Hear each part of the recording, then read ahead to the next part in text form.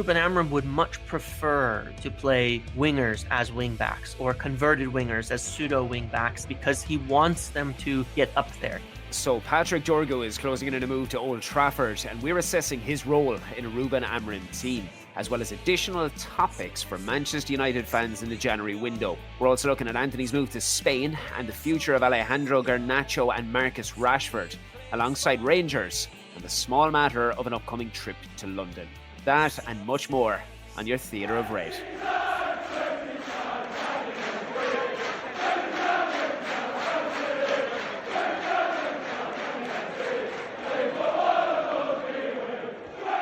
It is the day after another tumultuous night in Manchester, as a heavily mixed Old Trafford crowd went from agony to ecstasy in the space of 4 minutes, as Bruno Fernandes emphatically broke Glasgow hearts in injury time. For the keen ear, I am hideously unwell at this moment in time, and I am doing my utmost to make these words legible. So alongside me today, to ease moments of pain while digesting football and the January transfer window, is the man behind the globally known UnitedMuppetiers, Mr. James Rhodes. How is everything with you today, my friend? Yes, doing well, definitely, and I'm sure you'll make it through all right. But I'll definitely help here as well for you for the podcast. But thanks for having me back. Definitely glad to come back again. Well, you are more than welcome back, always. We must begin with football, outside of all the other matters that we will touch on. Manchester United 2, Rangers 1, with Ruben Amorim joining Sir Matt Busby and Sir Alex Ferguson in an extremely exclusive club as managers or head coaches to win their first 3 European outings as chief. By and large, it was a comfortable game for Manchester United, with more control and sophistication in play than we saw against Brighton. It maintains our unbeaten run in Europe, and we now climb to 4th in this new look format. While there is ample focus on the amount of travelling support that we're sitting in the home end and the bizarre realities surrounding everything from obtaining tickets to the lack of control by those on the ground, the result of the game provided a momentary shot of relief from public confirmation of the financial situation of the club and the lack of governance from hierarchy to put supporters in such an obscure position. Just from a football perspective, James, what was your take on yesterday evening's outing against Rangers? Yeah, I thought it was very good. I really quite enjoyed the game. I understand it takes a bit of, acceptance of where we are as a team and what we're trying to do here. Ruben Amorim is not being defensive, nor is he being facetious in any way when he talks about suffering a bit. And he talks about where we're at, where we're going, and what we're doing as a team. He means it. United have, obviously, for a long time, this ping-pong back and forth between managers, between styles, between concepts without really any thread between any of them. And Ruben Amorim being the first real appointment from new management in charge is being tasked with laying down for quite literally the first time since Sir Alex has retired, the groundwork for a long-term conceptual view of what United football will look like for the years to come with him, ideally as long as possible, and beyond him as well, which I think is very important in continuity. And so it's a little bit of a different judgment.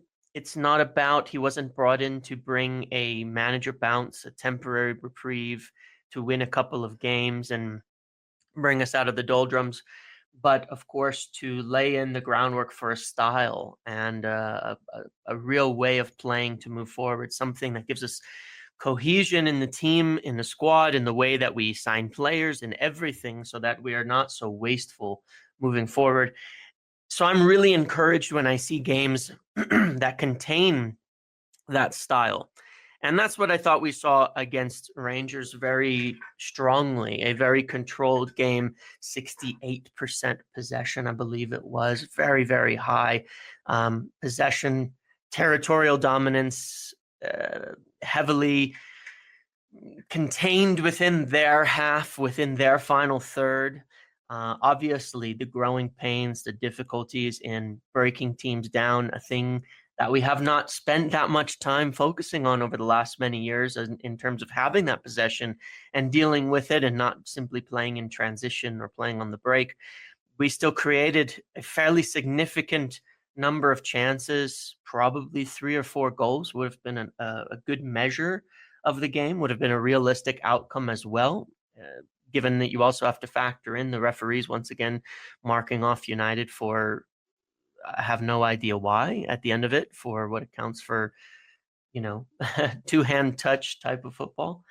So a good game in general. I quite enjoyed it. One little mistake in defending led to the goal that they scored, but I don't think there's any doubt in my mind in watching that it was one of United's better performances, and they deserved the win. And it was desperately needed, given some of the ones that we've had. But even with things and games in recent times being a bit rough, we've had some very good performances. City, Liverpool, Arsenal, this one, that are now kind of stacking up where you can see where we're trying to go, even though the consistency isn't there. And that with some decent rotation in the team too, with young Collier in the midfield for the majority of the game, and some other key players on the bench. So I thought it was quite a promising performance in terms of the future and where we're going, and that we're continuing to get closer and closer to laying that groundwork and hopefully finding consistency. When you mention Liverpool and you mention Arsenal, they were obviously two fantastic performances with two entirely different dynamics of opposition that we were going against. Yes. You're having to play with your backs against a wall for certain parts. And then the real sort of smack of reality came when we were preparing for Southampton and hoping that we could see the momentum that was after being built from those two performances against a side that really don't have a future in the Premier League based on what we've seen. And obviously, a 3-1 scoreline was not truly reflective of what actually happened on the day. And then you follow that up with Brighton, and it was such an abject performance. It was slow, it was lethargic, it was languid, and Brighton were good value for the 3 points, despite the fact that United could have scored a couple of goals. I don't think there was any complaints with the result at the end of it. I'm glad you touched on the goal that was notched off against Rangers, because when I look back over the past month and you consider those 2 goals that we conceded directly from the corner kick, I believe Bayindir conceded one against Spurs in the Cup. Yeah. And then obviously we had the one that Onana conceded. You have the defenders and the attackers absolutely marauding around him and making it impossible for him to move, backing into him. So for Toby Collier to literally just put hands on Buckland as Buckland had put hands on him, for that to be ruled out, is absolutely bizarre. But the main thing to take from it, regardless of how the victory came along, that we required once more a 92nd minute goal to do it. Rangers would be in that sort of vicinity of what we're looking at with Southampton, a side that is of a certain level that we should be going out and dominating. We should be going out and delivering a good performance and realistically winning by a few goals, as you've said. And thankfully, for the first time in what feels like a very, very long time, Manchester United cocked out their chest and really played football against a side of a certain standard, to the best of respect to them, that we should be playing against them. We should have close to 70% of the ball. We should have multiple opportunities. I believe on another night, or even if you had the likes of an informed Marcus Rashford playing on the left instead of Garnacho himself even probably would have notched a brace, if not a hat-trick on another evening, because he had so many opportunities to do so. When you move from the football, we could sit here for an hour, James, and we could discuss everything that's wrong with tickets being handed to away supporters that allows the prospect of trouble and everything that comes alongside the visual it displays. But you and I both know this is a byproduct of the complete mismanagement of this football club. You say what you will about Sir Jim and his authoritarian approach to ownership in Manchester. The result of a communication between the 1958 and the club reveals significant losses on an annual basis, which equate to £300 million in the past 3 years. This is a direct result of the Glazer family. And what we saw last night with regards to the invasion of Rangers supporters into home sections is merely another branch from their cancerous tree that has destroyed this football club on a perennial basis for close to 2 decades. The Premier League's profit and sustainability rules, alongside the financial fair play restrictions, are dangling around the necks of Manchester United. It's as simple as that. And you have the allure of selling academy talents like Alejandro Garnacho to Chelsea, deemed a suitable response to combat the torment in an attempt to future-proof the club. Alongside Marcus Rashford, the previously dangled idea of the departure of Kobbie Mainoo, the soul of this football club is being eradicated in front of our eyes. From your perspective, how do you view the current state of play as we digest the daily murmurings of the January transfer window? Yeah, and all of those points are very good, and I have a few kind of takes on the whole scenario because first and foremost, you know, outside of United itself, it's obviously to me a significant problem with the way that football has been regulated, the rules that are in place, the things that are in place that encourage this. We've seen it with Chelsea and City, their ability to spend so crazy in the market and to do things is really fundamentally based on them doing exactly this, things that we don't want to do. And as fans of United, we haven't wanted to do, which is sell academy talents for profit at a high rate. I mean, things like selling, hotels and properties and things like that. I mean, if United had to sell Carrington to Ineos to stay viable, I don't think people would be very happy with that at United, and rightly so, and in the fan base. But the whole way that the regulatory laws are in place encourages all of this. And it's almost insane in a manner that it limits, understandably, the investment from owners to a certain amount, where no matter how much money Jim Ratcliffe has or puts into the club, it doesn't affect PSR beyond what he's already put in.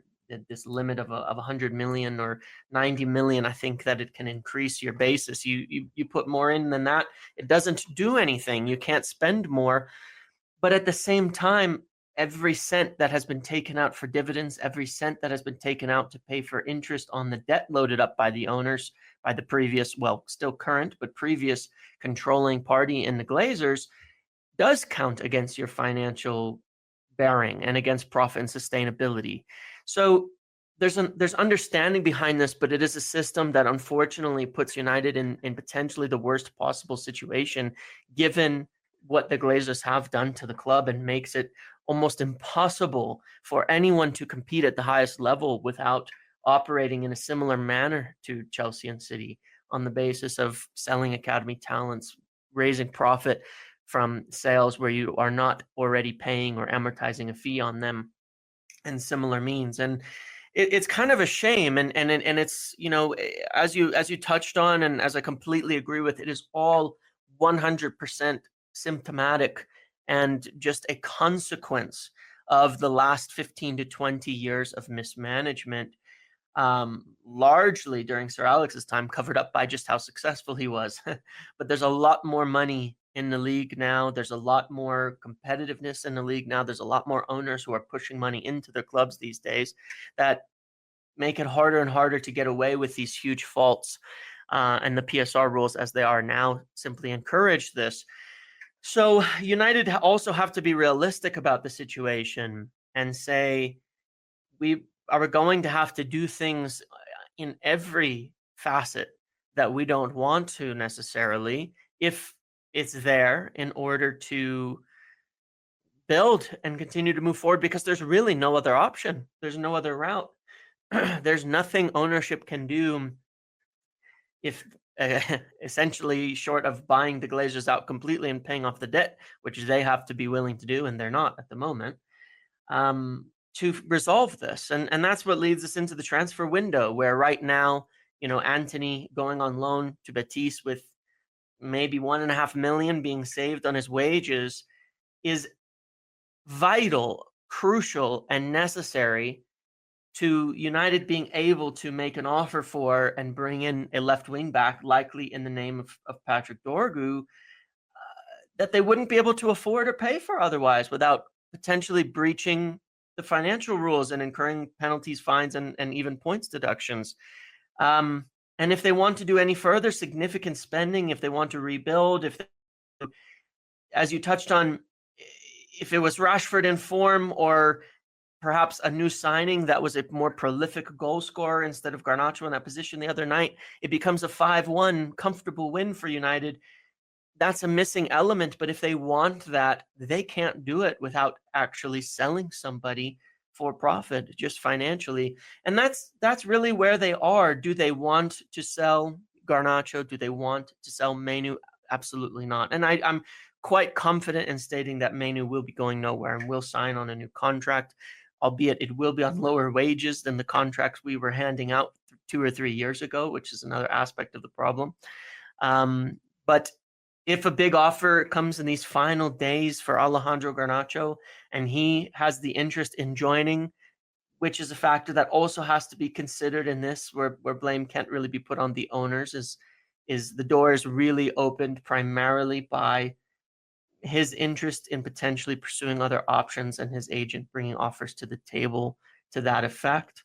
But if that big offer comes in, they have to, and just from a point of responsibility, they have to look at it and consider it seriously if it opens the door to improving the club as a whole beyond the unfortunateness and the sentimentality about selling academy talents for profit.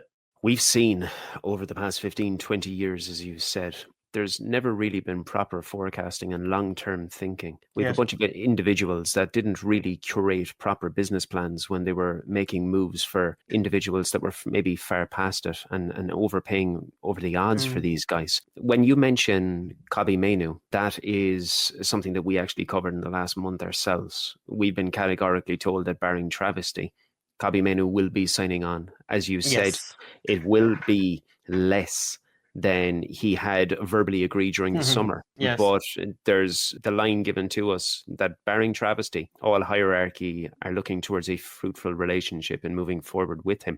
Obviously, you've touched on Antony, and per Fabrizio Romano a couple of hours ago, he is on the cusp of sealing his loan move to Betis, with the salary to be shared between the clubs and no buyout clause inserted. Regarding Garnacho, there's been ample video footage surfacing from the Stretford end, which highlighted an extended acknowledgement after the final whistle. Many feel it's now a matter of time before he leaves the club. We know Napoli have been interested, and Chelsea are now held as favourites as well. And then you look at the precarious situation with Marcus Rashford. Obviously, it's become public knowledge in the last week or so that Barcelona are very keen. But again, this is something that doesn't surprise me, because I brought information about this last August, that at a sporting meeting in Barcelona, there was consequential transfer discussion that went on with Hansi Flick, Deco and other board members. They were looking at the prospect of bringing in an attacking talent, and Marcus Rashford was not on that list. It was solely down, from what I am told, to the rule and the law of Hansi Flick, who is a massive admirer of him, and he requested that Rashford be put on a short list of individuals to come to that football club.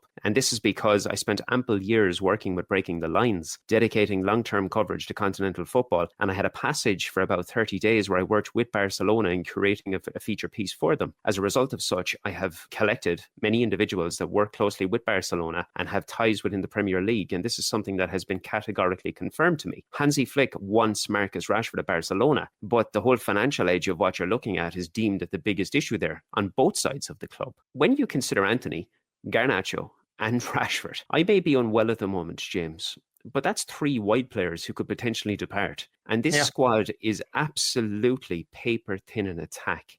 What can you tell us from your perspective about this triangle of anarchy that is going on in the Northwest?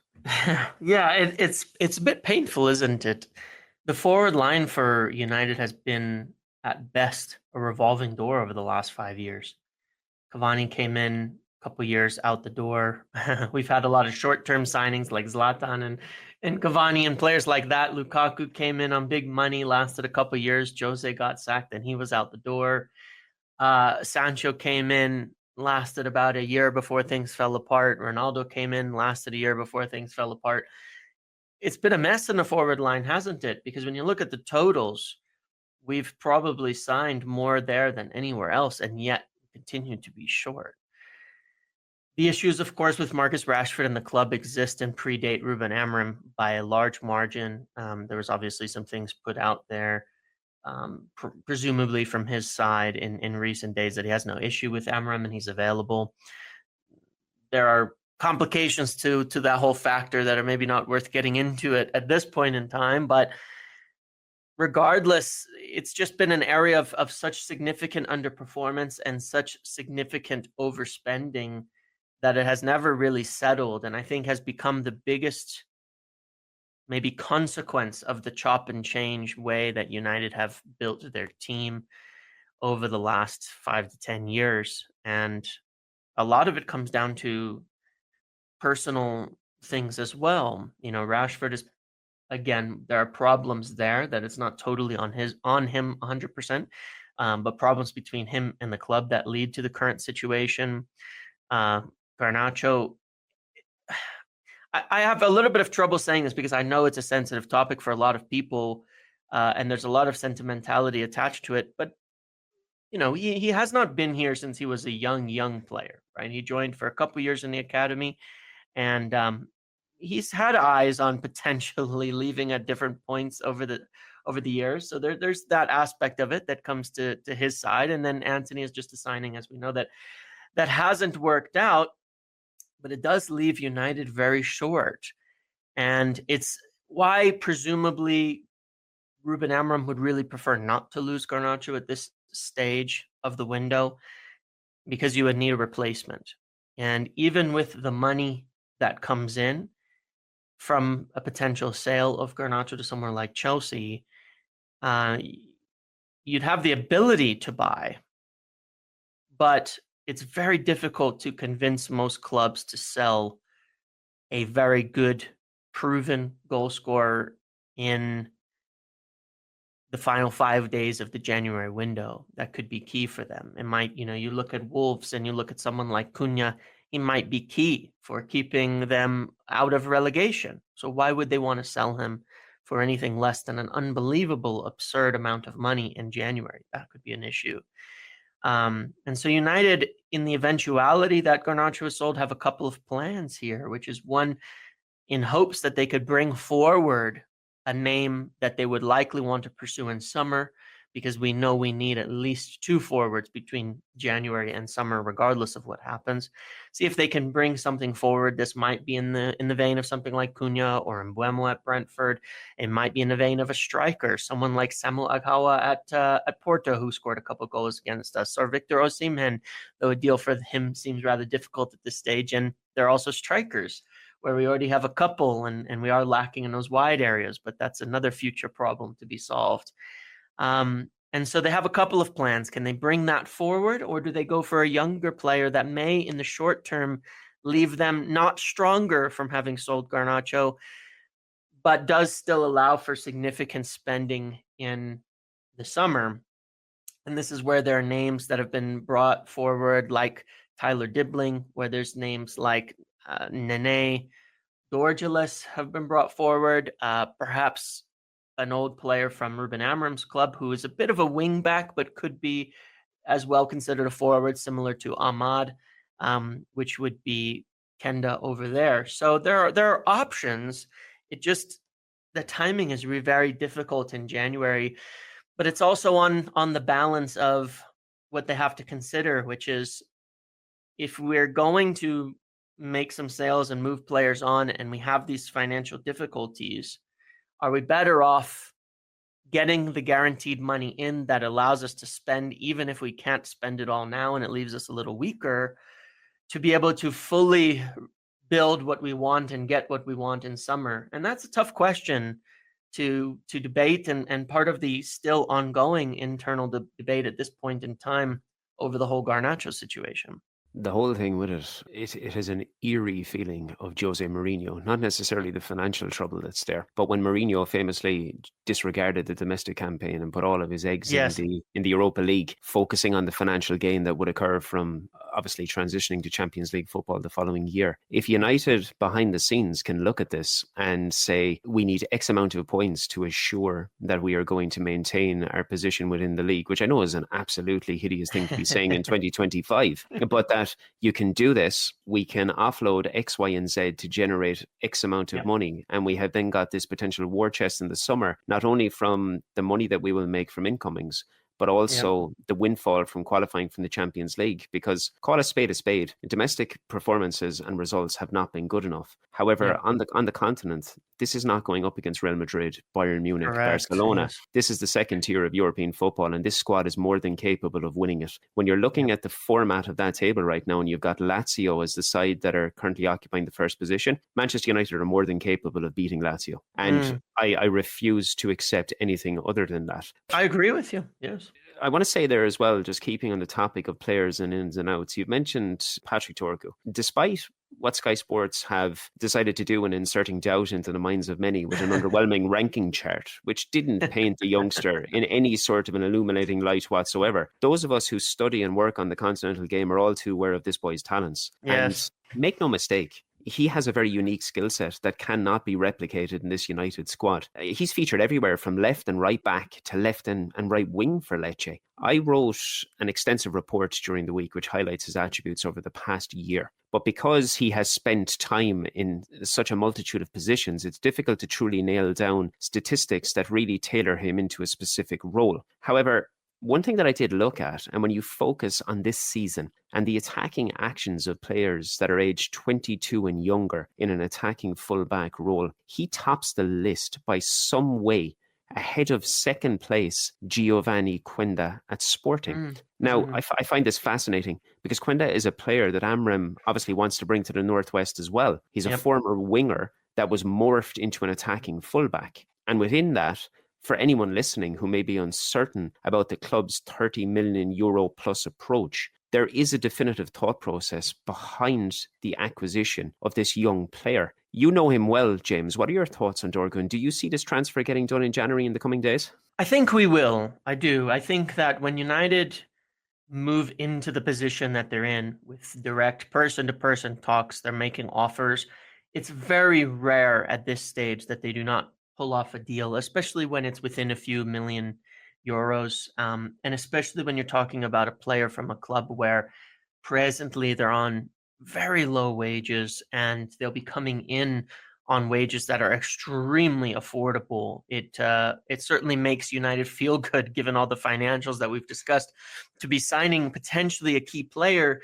that can come in on maybe 50,000 a week, as opposed to something like Casemiro, no fault to him on this, at 7 times that cost on a weekly wage. This makes a significant difference to the balancing of the books overall, and allows for quite a bit more flexibility in it, and represents a much better signing than, saving a few million, or even paying a bit more for a different target, but having to double and triple the wages. It's a big deal. These do matter.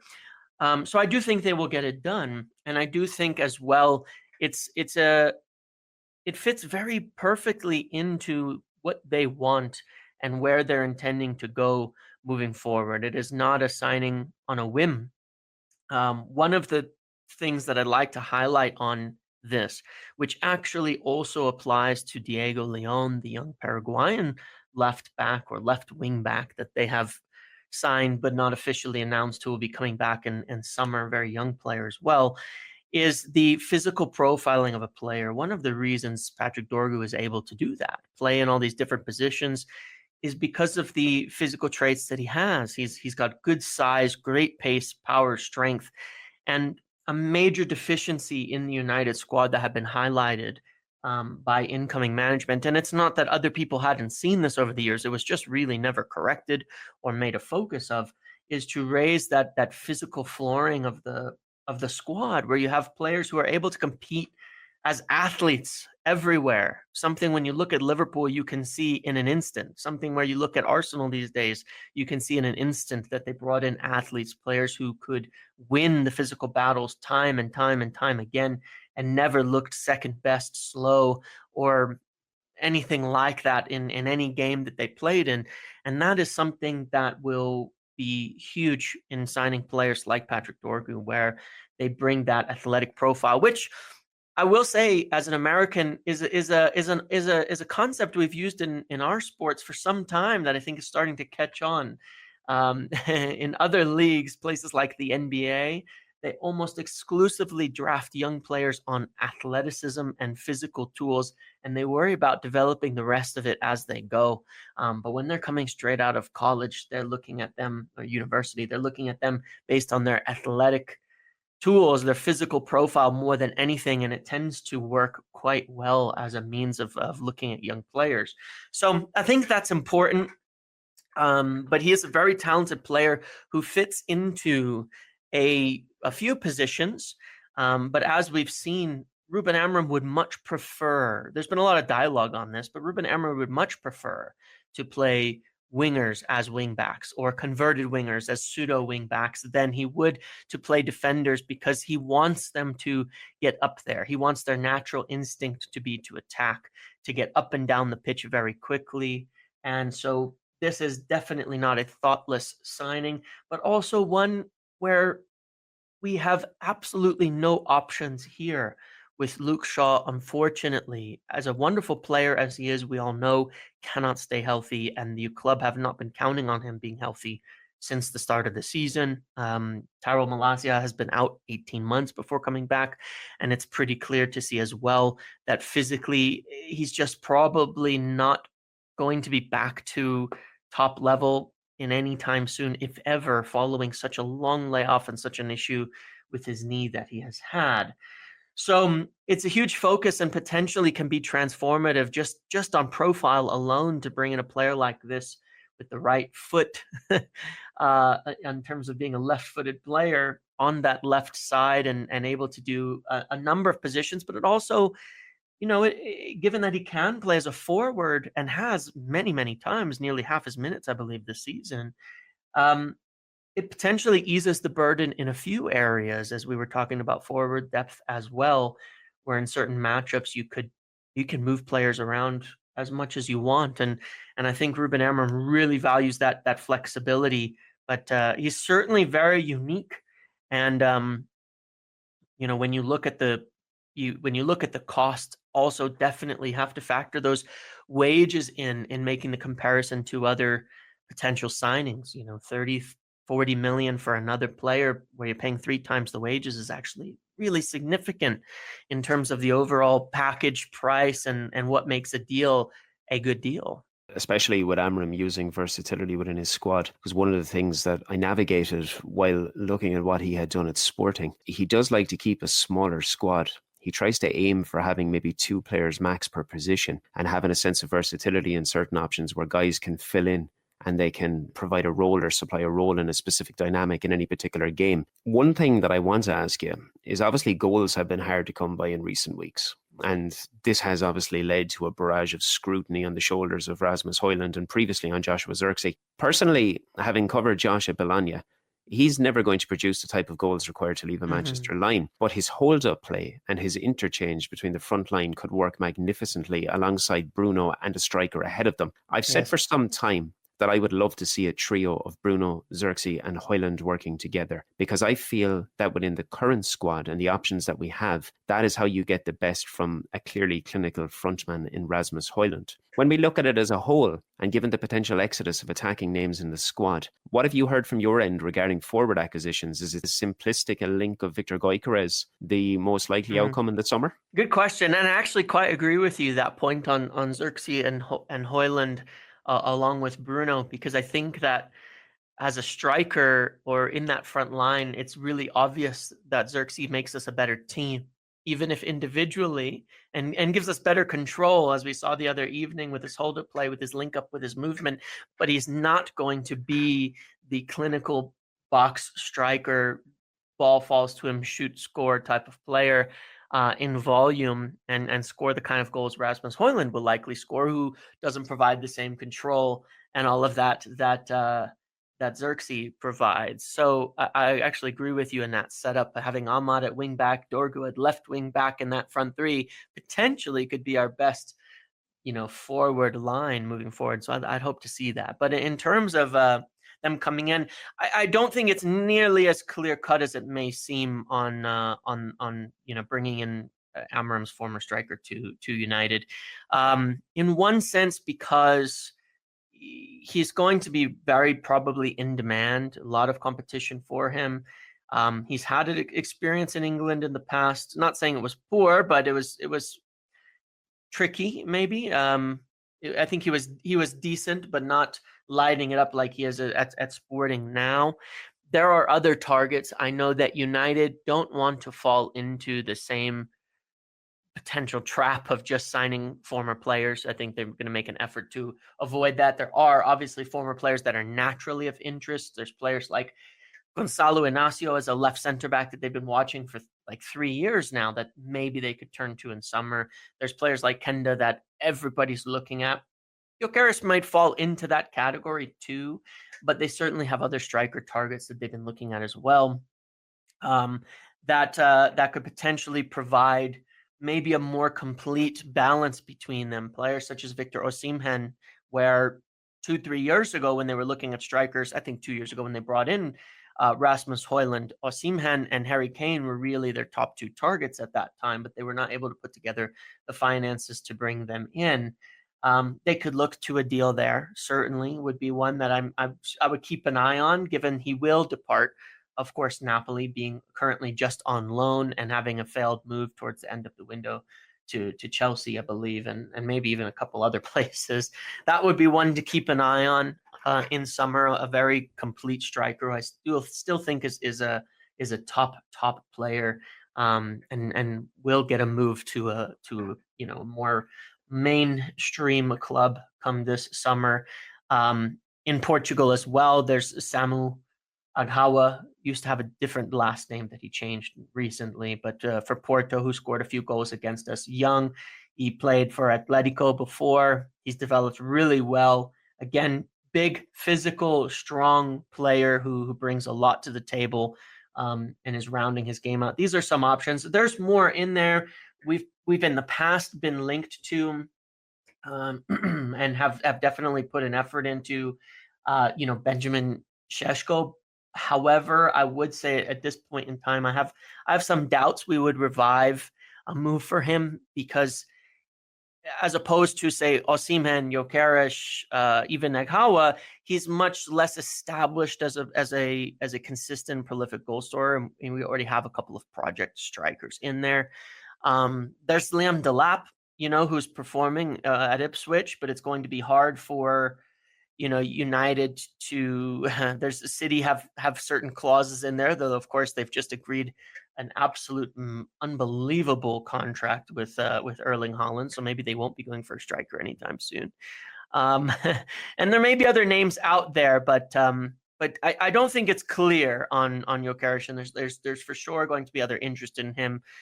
Clubs like Arsenal, maybe Tottenham, and elsewhere across Europe as well, of course, that could be looking. But I think that striker will be a focus, and come the end of the season, there'll probably be some decisions needing to be made on the futures of Xerxes and Højlund, to where, how do we see them? Because I think in the end,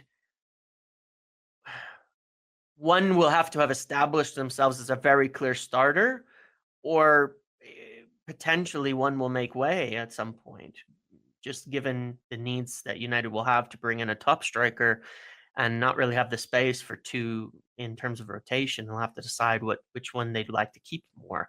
That's not a sure thing. It's obviously up in the air, and they're both young and have time to play. But yeah, it really depends. And just back to the original point on that, I think it would also help then if there was a way that they could play together, because then potentially you wouldn't have to sell one of them to bring in a top striker. If you could play, Xerxes alongside a signing like an Osimhen or something like that in the front line, then you have a little bit more flexibility in your choices come summer to with what you're going to do in the front line. Well, we're looking at a 21-year-old and a 23-year-old. Yeah. Problem is, players in Manchester United are not given the same level of time to bed into a system, a style, a structure, a climate, and acclimatizing to the monster that is Manchester United. To clarify, for anybody who doesn't know this or who has forgotten, it is less than a year that Joshua Xerxes was awarded with Serie A's best young player. And everybody that knows me from listening to these podcasts or from looking at the work that I put out will know that I'm a massive admirer of Rasmus Højlund. Instead of focusing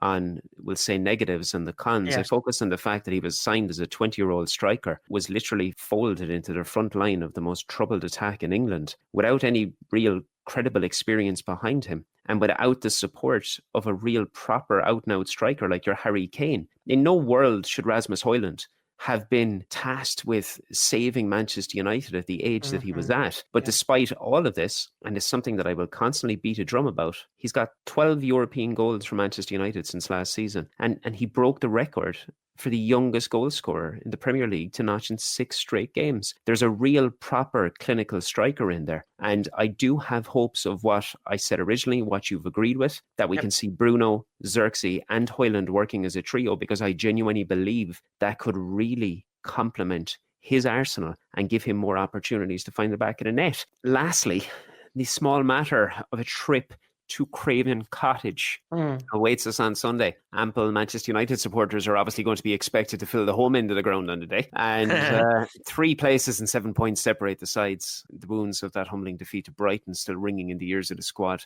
Fulham have 1 win in 4, having seen off Ruud van Nistelrooy's Leicester in their previous outing. But the Londoners have won just one of their previous 18 Premier League meetings with United, and that was a 2-1 Old Trafford win last season. United are unbeaten in 8 trips to the Cottage and have won 7 in a row, James. Despite notably poor domestic form, can yesterday's European victory generate any form of momentum for this side? You would hope so, and that's what we want to see, right? Is we've seen not flashes, because it's come across entire games like City, Liverpool, and such, where we've seen entire games where we've really been able to lay the groundwork, and against Rangers as well, and play the way that we want to play. But on its day, it's hard to tell. I think that perhaps the explosion in the anger of Ruben Amorim that preceded this performance is a good thing in that respect, because, you know, as I said before, and really relevant to the whole topic of Dorgu that we've been discussing and everything, a big part of what he believes has led to the lack of consistency in performance is simply things like players falling out of doing what they're instructed and slipping into old habits and things like that. And I think it's pretty clear to see when you watch, especially in the fullbacks, where do they stay up?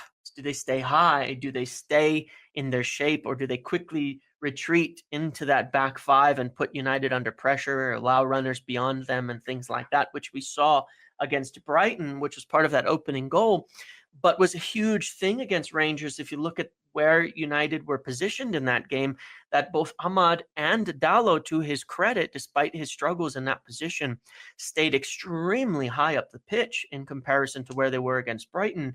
And that is on purpose. And there's some consistency, not to get too tactical about it, because there's obviously just the factor of showing up on the day and performing, but how do we predict that?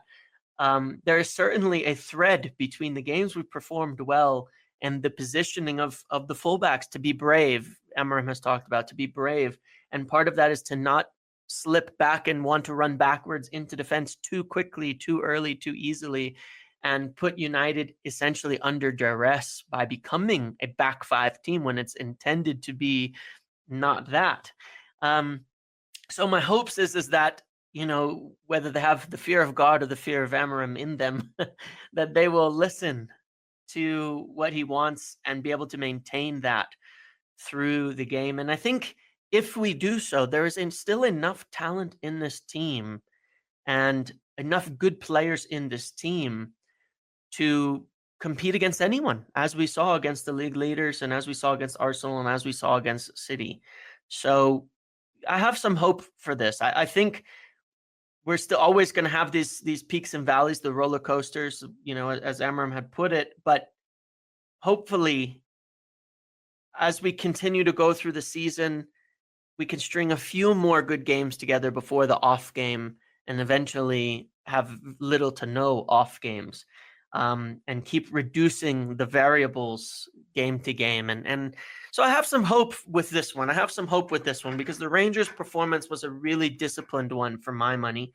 And hopefully that they can follow through on that. It wasn't, you know, Southampton was a little bit of heroics from Ahmad just to get it done. And even though in the end it took a little bit of heroics to get it done, United deserved a lot more from the Rangers game. And all in all, it was very disciplined start to finish. And I think that's easier to carry forward than, you know, Ahmad popping up with a hat trick in 12 minutes. Is a little harder to replicate those scenarios in subsequent games. So I have some hope. Absolutely, especially when there was an ability to utilise such squad rotation, because there's going to be some fresh legs Yes. there. So the last thing that I will ask you, and I'll put you in the spot, what's the score going to be? I would say very likely let's go 2-1 on that. We'll take that. For those listening who may be unaware of the work of the Muppeteers, where can they follow and how can they get in touch with you, my man? Yep. So, as per usual on, YouTube at Muppeteers, on X or Twitter at Muppeteers. And yeah, those are the main places, and you can see it there. That's fantastic. As always, great chatting. We'll be in touch shortly. And for those still here, you can connect with us at theatre_of_red on every social and catch our daily material at the Theatre of Red website. Kindly subscribe wherever you're listening to keep up to date with the latest episodes. And from the bottom of my heart, the growth of the Theatre of Red community is a joy to see. And I thank each and every one of you. Let's hope we're speaking about a London win next week. Up the Reds.